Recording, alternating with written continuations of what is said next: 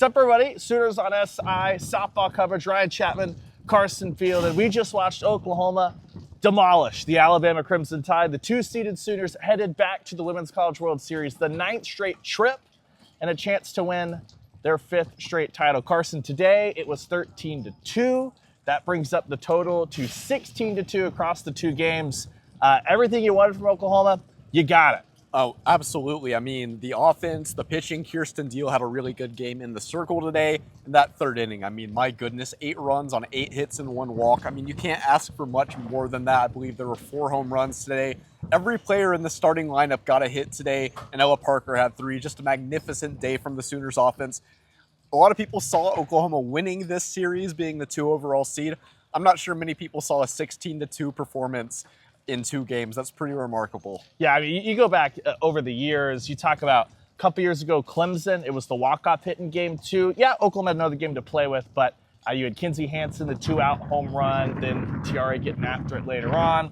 The Florida State series last year, really hard-fought series, and this is a really good Alabama team. I know this is quote-unquote their worst pitching staff, but it's still a sub-3 ERA, and to come in and you get 3 in game 1, and what was probably, it was really quick yesterday, but pretty stress-free, and then today was just a party atmosphere. School record, 13 runs in a super regional game today. That obviously raised some eyebrows as you look across the country.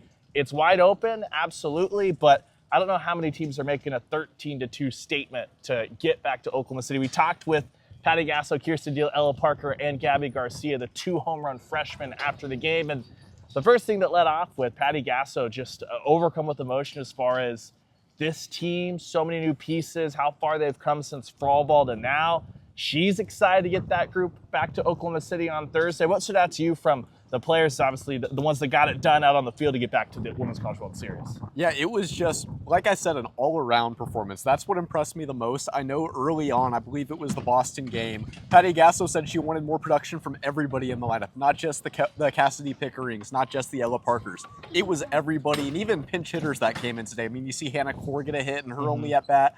I mean, literally everybody did something today for the Sooners. If they could take that into momentum, really good momentum coming in, trying to get their 5th Women's College World Series title in a row. Yeah, it's kind of incredible. You look at, on Friday, it was a walk and a single by Abby Dayton, or a double, by Abby Dayton in the 9-hole to roll that thing over for 2 big-time hits from Cassie Pickering. Today, it's Abby Dayton doing the damage herself. Something that Patrick Murphy, the Alabama coach, talked about is it is 1 through 9, no free outs, and he used the word avalanche there for the 3rd inning.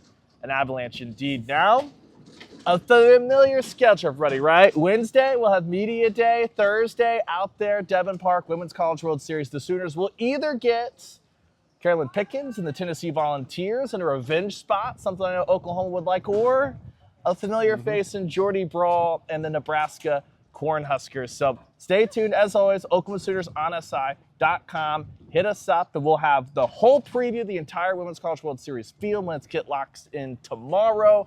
Everything this week as far as preview content for either the Vols or the Cornhuskers, all that fun stuff. Then, like we said, Wednesday, media day, we'll be up in Oklahoma City. Everything you need, Oklahoma Sooners on SI.com. But for Carson and for me, Ryan, thanks for following along with us. We'll talk to you guys next week.